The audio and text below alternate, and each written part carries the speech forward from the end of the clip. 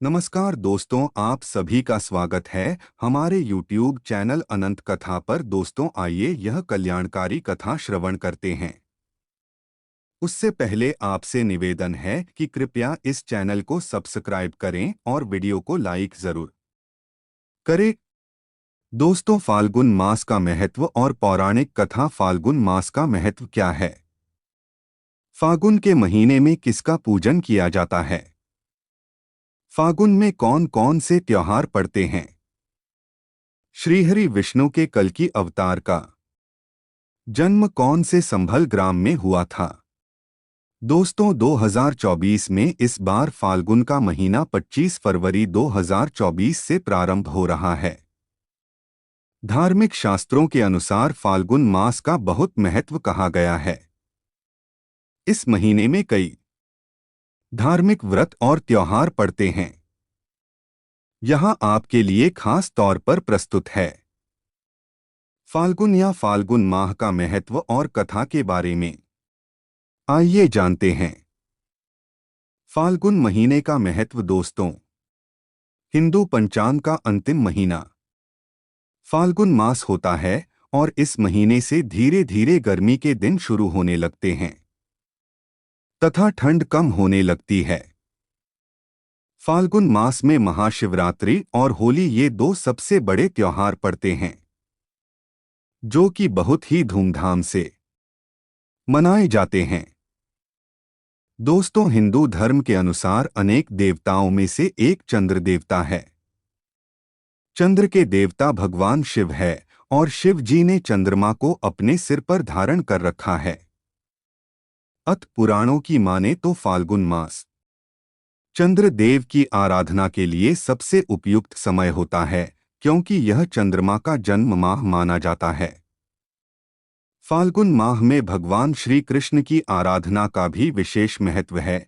इस माह में विशेषकर भगवान श्री कृष्ण के 3 स्वरूपों की पूजा करना बहुत ही लाभदायी माना जाता है। इसमें श्री कृष्ण के बाल कृष्ण स्वरूप, युवा रूप के कृष्ण और गुरु कृष्ण की पूजा की जाती है।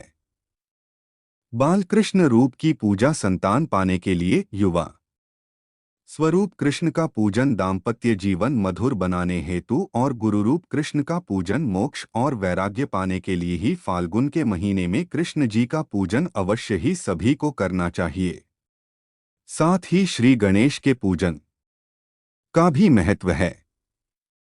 फाल्गुन महीने में अपने खान पान और दिनचर्या में बदलाव करना बहुत ही खास माना गया है, क्योंकि इस माह में भोजन में अनाज का प्रयोग कम करके मौसमी फलों का सेवन अधिक करने की मान्यता है।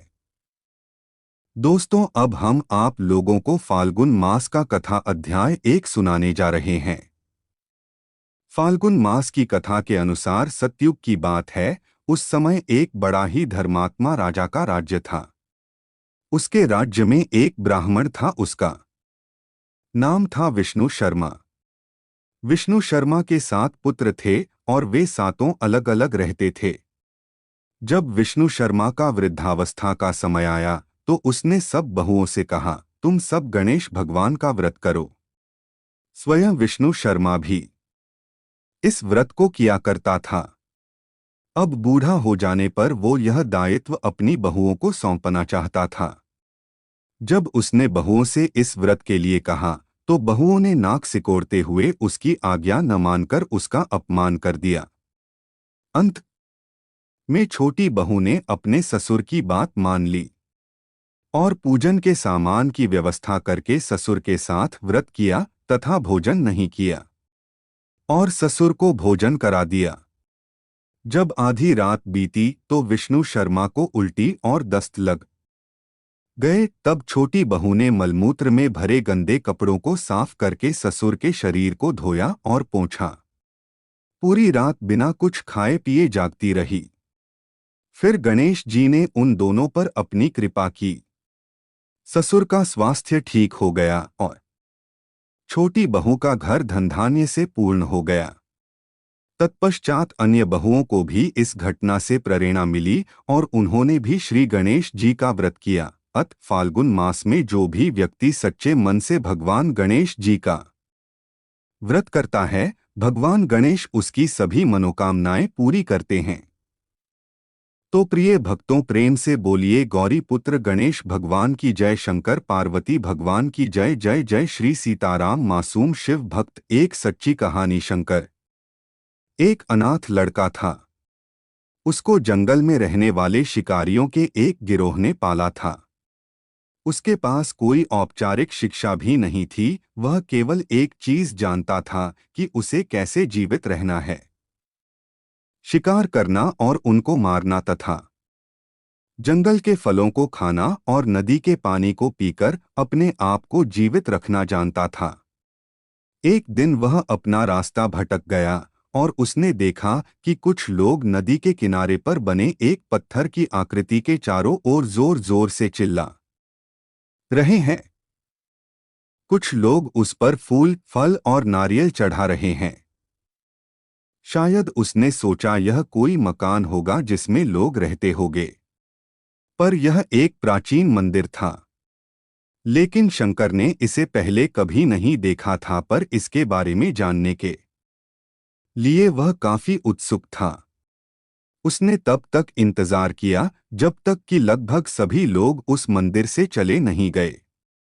अंत में उसने एक युवा लड़के को पत्थर की इमारत से बाहर आते देखा और उससे बात करने का फैसला किया, और शंकर ने उससे अपने मन में आए कई सवाल पूछे। उसका पहला प्रश्न था, इस इमारत को क्या कहा जाता है? लोग अपने साथ क्या लाते हैं, फिर उन चीजों को अंदर वाली इमारत में क्यों छोड़कर वापस आ जाते हैं?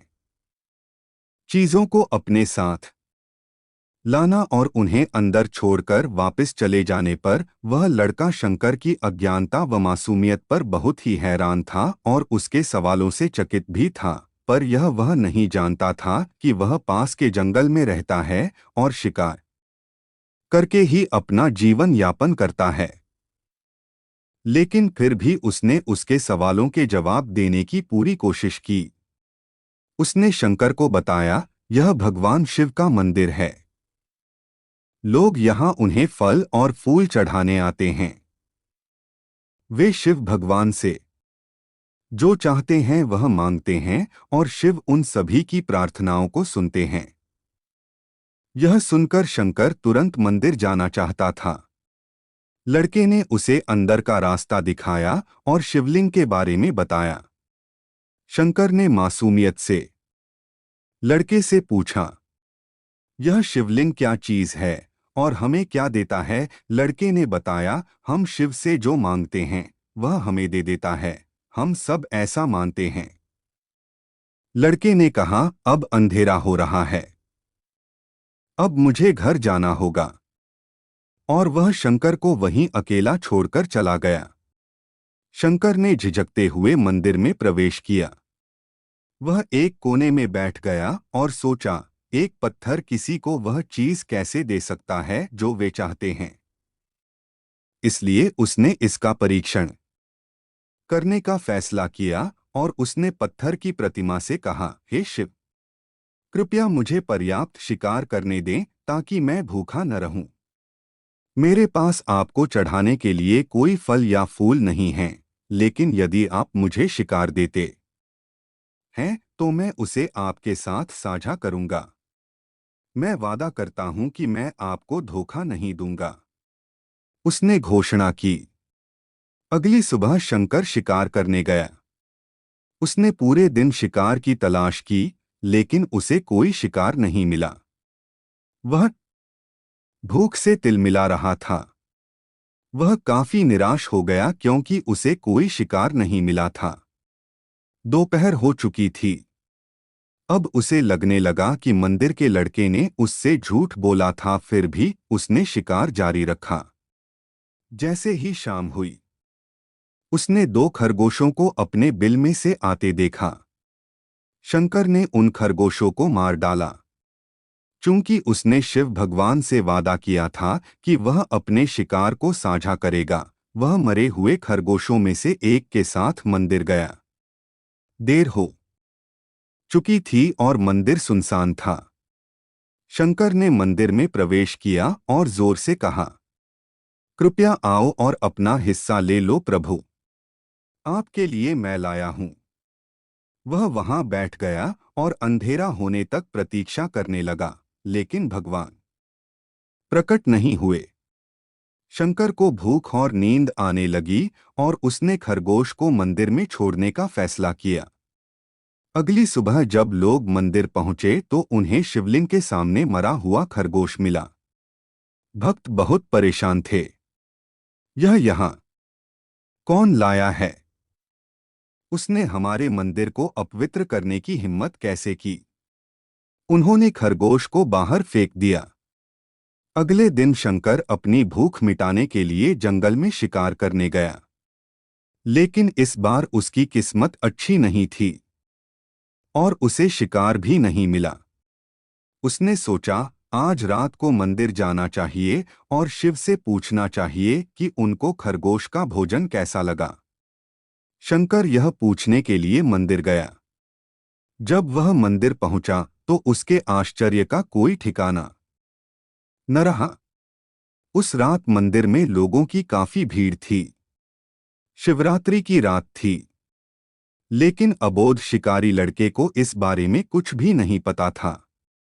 शंकर ने चारों ओर देखा और उस युवा लड़के को देखा जिसने उसको मंदिर के अंदर शिव से प्रार्थना करने के लिए कहा था। चूंकि उसे इतने सारे लोगों के आसपास रहने की आदत नहीं थी, उसने वहीं रुकने का फैसला किया और पास के एक बेल के पेड़ पर चढ़ गया। यह एक लंबा इंतजार था और समय बिताने के लिए उसने पेड़ से पत्ते तोड़कर जमीन पर फेंकना शुरू कर दिया। उसे अज्ञात पेड़ के नीचे एक छोटा सा शिवलिंग था, जिसकी पूजा लंबे समय से नहीं की गई थी। शंकर के द्वारा फेंके गए बेल के पत्ते उस शिवलिंग पर गिरे। शंकर भजनों से मंत्रमुग्ध हो गया और धीरे धीरे गाना और पंचाक्षरी मंत्र का जाप करना शुरू कर दिया। रात भोर में बदल गई और सभी भक्त मंदिर से चले गए। शंकर पेड़ से उतरा और मंदिर में प्रवेश किया। उसने देखा कि शिवलिंग की आंखों पर लाल निशान थे। वे कुमकुम के थे जो लोगों ने चढ़ाए थे, लेकिन शंकर को यकीन था कि शिव को उनकी आंखों में परेशानी हो रही है। उसने शिव की खेदजनक स्थिति के रूप में जो कुछ भी महसूस किया, उसके लिए उसे बहुत दुख हुआ। वह उनकी मदद करना चाहता था। उसने सोचा, शिव यहाँ अकेले रहते हैं और बीमार होने पर उनकी देखभाल करने वाला कोई नहीं है। जब तक भक्त उनसे मिलने नहीं आते, उन्हें भोजन भी नहीं मिलता। शंकर ने एक रात पहले भक्तों को शिवलिंग पर जल चढ़ाते देखा था। प्रभु को ठंड लग रही होगी, शायद वह कांप रहे हैं, उसने सोचा। आखिरकार वह केवल पत्तियों से ढके हुए हैं। तो उसने शिव से पूछा, मेरे स्वामी, मैं आपकी क्या मदद कर सकता हूँ?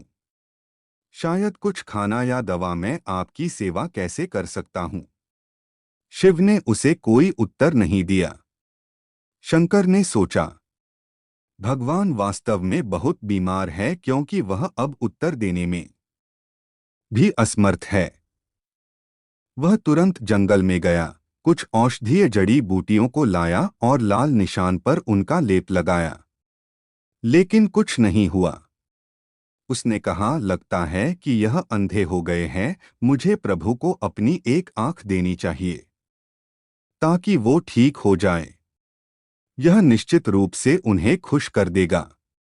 उसका दिल पवित्र था और उसने वहां शिव के हाथ में रखे त्रिशूल को उठाया और त्रिशूल को अपनी दाहिनी आंख की ओर ले गया और अपनी आंख को निकालने का प्रयत्न किया। शंकर अनपढ़ था, उसे मंत्रों या पूजा के उचित तरीकों का कोई ज्ञान नहीं था, लेकिन उसकी भक्ति की कोई सीमा नहीं थी। जैसे ही वह अपनी आंख निकालने वाला था, शिव अपनी पत्नी पार्वती के साथ प्रकट हुए। उन्होंने पार्वती से कहा, इस भक्त शंकर ने अनजाने में शिवरात्रि पर उपवास किया, बेल के पत्तों से मेरी पूजा की और साबित किया कि उनका दिल बेदाग है। मैं अपने इस भक्त पर काफी प्रसन्न हूँ।